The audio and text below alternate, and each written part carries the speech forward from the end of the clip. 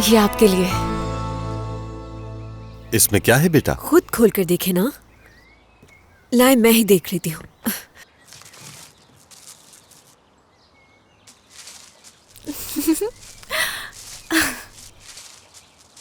अरे वाह, ये तो वही तस्वीर है ना जो तुमने घर खरीदने के वक्त ली थी। जी, ये मैंने उसी वक्त फ्रेम करवा ली थी। मैंने सोचा था कि जब मैं वापस आऊंगी तो आप लोगों को दिखाऊंगी, मगर मैं ना आ सकी।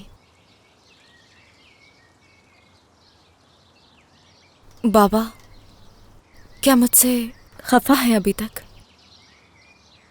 गुस्सा नहीं है, थोड़ा नाराज हूँ। प्लीज बाबा, आप मुझसे नाराज ना हुआ करें। मैं जानती हूँ मुझसे बहुत गलतियाँ हुई हैं, लेकिन आइंदा ऐसा कुछ ना हो, वादा करती हूँ।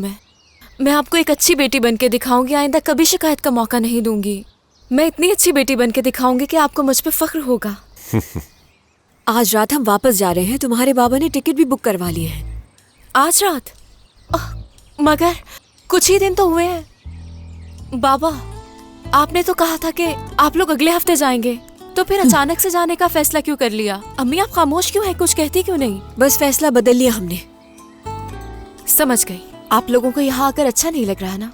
रोज कोई नया ड्रामा होता है जिसकी वजह से आप लोग परेशान हो गए हैं, और ऊपर से मैंने आप लोगों का दिल भी दुखाया है। तो आप लोग जा सकते हैं, ठीक है? मैं कुछ नहीं कहती, लेकिन इतना कहूंगी कि बुरा लग रहा है बहुत।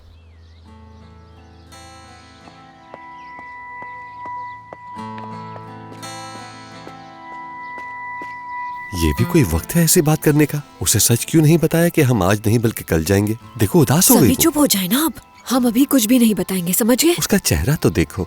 उससे जब रात में सरप्राइज देंगे तो ज्यादा खुश हो जाएगी। अच्छा, अब ज्यादा मत सोचे। हाँ,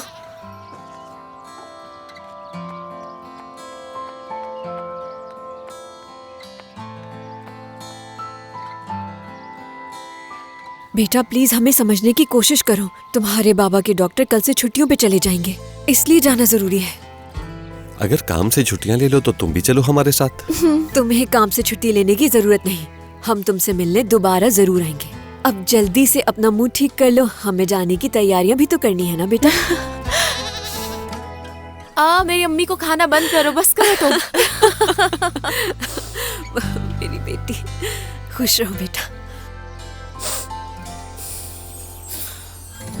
मैंने तुम्हारे बाबा से कहा भी था कि इतनी रात में आने की जरूरत नहीं है, लेकिन ये बात शायद उन्हें अच्छी नहीं लगी। हो सकता है वो मेरी इस बात से चिढ़ गए हो। सच कहूं तो कुछ देर के लिए मुझे ऐसा लगा जैसे कि उन्हें हार्ट अटैक आने वाला है। मैं बिल्कुल सच कह रहा हूं। कुछ नहीं होगा उन्हें। तुम ऐसे नहीं कह सकते उन्हें। और क्या पता, हो सकता है कि सच में कोई बात हो। सिर्फ बुढ़ापा ही है, उनकी उम्र हो गई है, और कुछ नहीं। मुझे तुम्हें देखकर हैरत हो रही है। तुम कभी भी इतने पत्थर दिल नहीं थे। सुनो, वो तुम्हारे बाबा हैं और वो तुमसे एक दफा मिलना ही तो चाहते हैं। कम से कम एक दफा तो फोन कर सकते हो ना। कुछ नहीं जाएगा तुम्हारा। आराम से बैठ के तुम एक दफा उनसे बात कर सकते हो। ऐसे मौकों पर सिर्फ घर वाले ही साथ होते हैं। बाबा हैं वो तुम्हारे बाबा। बात समझ आ रही है तुम्हें? समझो बात को। हाँ, समझ गया।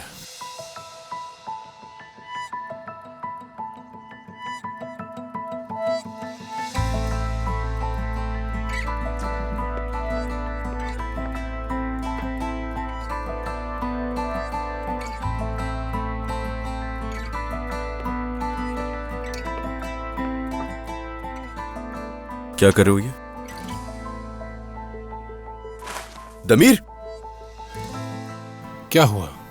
बुरा लगा ना तुम्हें? मेरे बाबा ने भी मेरे साथ यही किया था। इसी तरह से अपने से अलग कर दिया था मुझे। इसीलिए मेरी कोई फैमिली नहीं है, समझे तुम? फैमिली क्या होती है? जब मैं सेलिन के घर वालों से मिला तो मुझे एहसास हुआ कि फैमिली क्या होती है। फैमिली से कोई किसी को इस तरह से अलग नहीं कर सकता। अगर मेरे बाबा इस बात की वाकई अहमियत जानते तो मेरी मां वो घर छोड़ के कभी ना जाती। निजात वो तो ये भी चाहते थे कि उनकी कोई औलाद ही ना हो।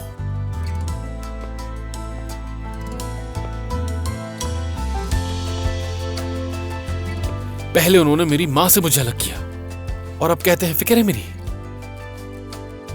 ये कैसा प्यार है समझ नहीं आता, क्योंकि जब मुझे जरूरत थी उस वक्त तो उनके पास मेरे लिए वक्त भी नहीं था,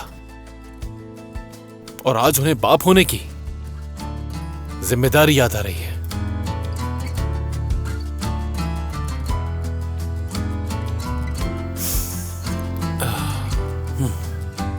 मैं अपने बाबा पे एहसान कर रहा हूं। उन्हें अपनी जिम्मेदारियों से दूर रखकर किसी की जिंदगी आसान नहीं होती। किसकी होती है? समझना चाहिए उन्हें मेरी बात, और वो मेरी बात कभी नहीं समझ सकते। अगर वो तुम्हें दोबारा कॉल करे और मेरे बारे में पूछे तो कह देना कि मैं उनके बारे में बात नहीं करना चाहता और वो मुझे भूल जाए।